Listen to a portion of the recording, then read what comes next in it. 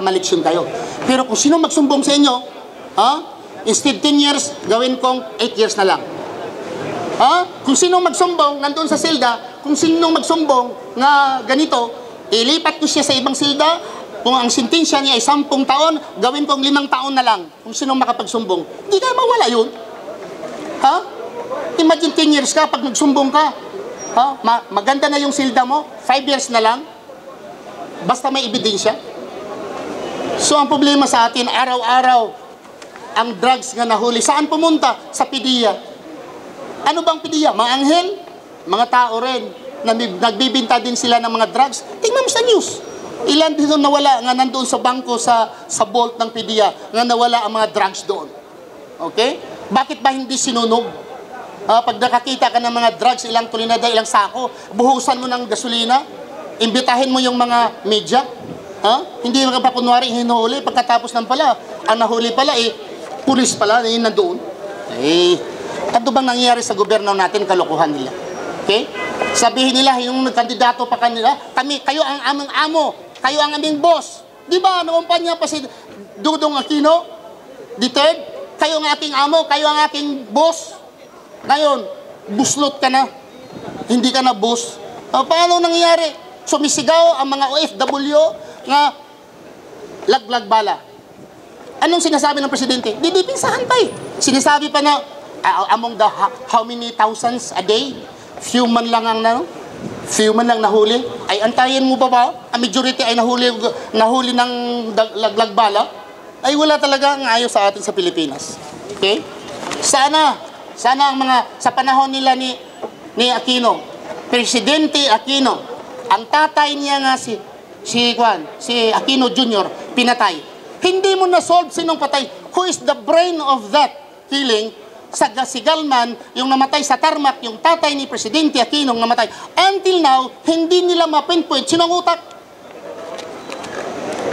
Kung tanungin mo si Bongbong Marcos, ang isagot ni Bongbong Marcos, alam nila, pero paano raw, quote-unquote, lang pumatay. So ito mga simple lang mga kriminalidad sa atin mga kapatid. Okay? Anong solusyon? Ilang araw na lang bago na po ang presidente sa atin. Magbabago na ilang araw, siguro wala nang isang buwan, o isang buwan na lang, magbago na ang presidente sa Pilipinas. Kung gusto kayo nga ang drugs tutuloy sa atin, i-continue ito. What is good? Noynoy Aquino, what is good administration? We don't object. Okay? For peace? Okay. Yung mga discount sa mga matatanda, okay. Yung mga hindi kami against sa mga mabubuting gawain. Pero yung LRT, anong sinasabi mo? MRT, anong sinasabi mo? DOTC, anong sinasabi? NAIA, anong sinasabi? Yung agriculture supply, yung mga dami-dami. Sinong nakulong? Kapartido ba? So mga kapatid, sabihin ko sa inyo, i-focus mo cameraman, baka naman may ruhas dito, nasasaktan na. Ditingnan nga natin dito kung may mga ruhas. Ano bang, walang naka-yellow dito. Ay, naka-yellow. Tingnan mo. Tingnan mo na ito. Tingnan mo ito. I-focus mo nga kung ruhas ito. Itong nagsalita, ruhas ba? Ay, may inumul mo, suntok. Teka mong ruhas ka mo. We don't like your promotion. What is the Philippines today? You must resolve the problem in Yolanda, then we will salute you. Okay? Ano pa? Libby funds. Nasaan na ngayon? I-focus mo nga cameraman. Tingnan natin, no? Hoy! Duterte tayo. Kayo dyan, Duterte o Rojas? Tingnan mo nga. Oy, lip-handed dyan, no? Kanan yon, kanan or kaliwa. Tingnan, ipabot doon kung yan ay mga Rojas ba? Tingnan mo nga. Tingnan mo ang mga sign. Mga Duterte yan. Tingnan mo. Kami, we are dirty boys. Duterte kami. Okay? Ang totoo lang, si Duterte dito sa bansang Qatar, si Duterte sa Saudi Arabia, sa Amerika, kung ang kanyang kalaban ay kalahati lang sa buta ni Duterte, daya yun. Kung kalahati lang. We can assure, landslide ang pananalo po ni Duterte dito sa OFW, dito sa bansa labas ng Pilipinas. Majority po, kung si Rojas ay pupunta ng Hong Kong, ay nilangaw kayo, pupunta kayo ng Hong Kong langaw, punta kayo ng Saudi Arabia or Qatar, hindi kayo langaw, lagungin kayo, lagong. Alam yung lagong? Langaw kasi maliit. Yung malaking langaw, sa Bisaya, lagong yun. Oh. Kung doon kayo sa Hong Kong ay langaw, nilangaw kayo, lalagungin kayo dito. Yung malaki bang langaw? Dito. Wala. Wala. Master Rojas, wala na. Tapos yung pang misis mo ay talagang very smiling face. Si Corona Sanchez, very smiling face. Si Coreng, tumitingin sa mga tao, very smiling. Nako, akala niya siguro wala kaming chinilas, ano? Chinilas lang yung alam mong pinamimigay sa amin eh. Sa amin, yung mga kamag-anak natin. So mga kapatid, sabihin ko sa inyo, panahon na natin para magbago ang Pilipinas, mawala ang mga corruption, mawala ang mga drug addict, mapatay ang mga rapist, ang yung representative natin, mga senador natin ng mga corrupt, ikulong sila lahat, mawala yung Senate, House of the Senate, mawala yung House of Representative, yung lahat ng mga mambubutas na yan, mawala sila, mababatas pala, mawala sila, ibutan natin si Duterte. Okay? Yung taga Davao, Asinso, yung taga Cebu, Asinso, taga Palawan, Asinso. Ang umasinso ngayon, Manila lang eh. Ang mga project at budget ay lumalaki lang sa Manila. Lumalaki ang pira nandoon sa Manila. Lumalaki ang traffic. Lumalaki din ang mga magnanakaw sa Maynila. Nandoon sila sa Manila. Iwatak-watak nyo, ibang magnanakaw. Yung mga kurap nga, ilagay nyo sa Davao. Tigok kayo. Gusto kami, inshallah. Sana mag-volunteer tayo, no? Maggawa din tayo ng mga death squad para voluntaryo ni Duterte. Talaga kakatay ako kung mayroong senador nga representative mahuli, walang babarilin ko talaga yung kurap na yung politician. Pinainis na ko eh, nagpagod na ako. 16 years ako sa Saudi Arabia. Hanggang ngayon mahirap pa rin. 7 years ako dito sa Qatar. Mahirap pa rin. Bakit? Bakit di mahirap na ang bansa natin? Ang bansa natin talagang mahirap. Nalulunod na tayo, kapatid. Kailan ba tayo magbabago? Pag sinabi ninyo na ang presidente ay si Po, hilaw na presidente. Hindi tunay na Pilipino, hindi rin tunay na Amerikano. Imagine, mga anak niya Amerikano citizen, mister niya Amerikano citizen, titira sa Malacanang, that's not an insult for us, hindi insulto sa atin. Nga anak at tira sa Malacanang, mga anak American citizen, passport Amerikano, ang mister Amerikano, nandoon sa Malacanang nakatira. We agree that. Kung agree kayo, sige, ibutan ninyo si Miss Po. Ang nakatira doon sa Malacanang, misis lang, may passport na Pilipino. Ang mister niya, American, ang passport. Mga anak, American. Ang anak niya, hindi nahihiya yung anak niya. Nangumpanya pa. Hindi makabutar. Yung anak ni Miss Po, hindi makabutar. Bakit? American citizen. Nangumpanya pa. Naku naman, no? Ikaw nga mismong anak, hindi ka makabuta. Panahon na natin, mga kapatid, kung tayo dito ay may 10 million, dito, mga OFW, 10 million, granting half of this, 5 million.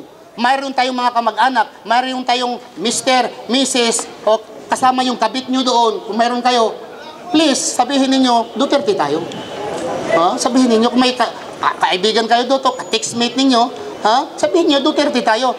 Uncle ninyo, kaibigan ninyo, sabihin ninyo, Duterte. Mga kasangga ninyo, sabihin ninyo, Duterte.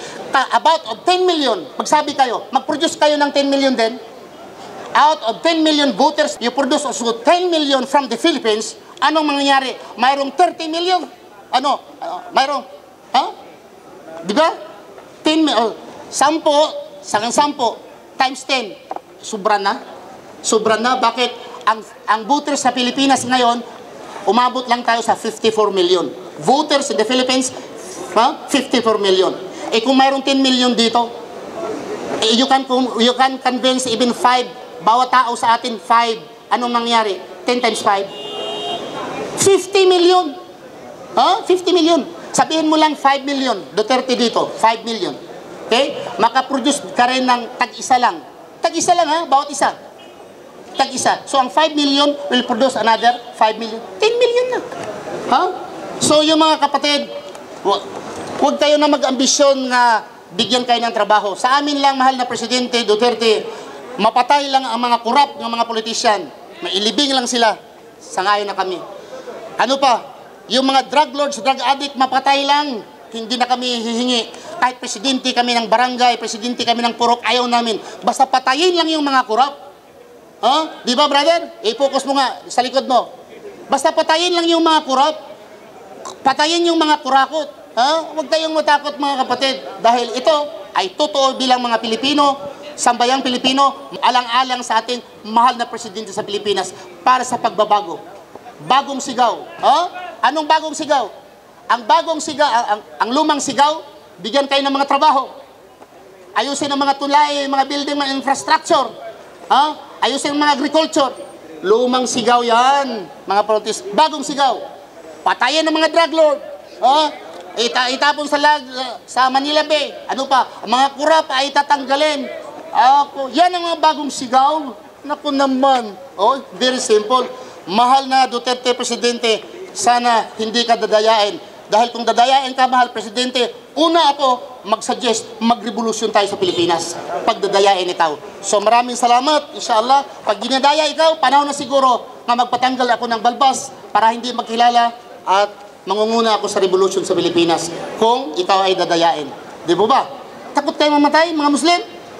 Kung paglalaban po sa katarungan, paglalaban po sa hustisya, wala nang iba. Walang ibang presidente, presidentiable. Wala nang ibang presidentiable sa Pilipinas nga sumisigaw. Bigyan natin ng hustisya ang taga Mindanao. Bigyan natin hustisya ang taga Cebu. Bigyan natin hustisya ang taga Luzon. Ibigay sa mga Muslim ang nararapat sa kanila. Walang iba. Isa lang. Kundi ang mahal naming presidente.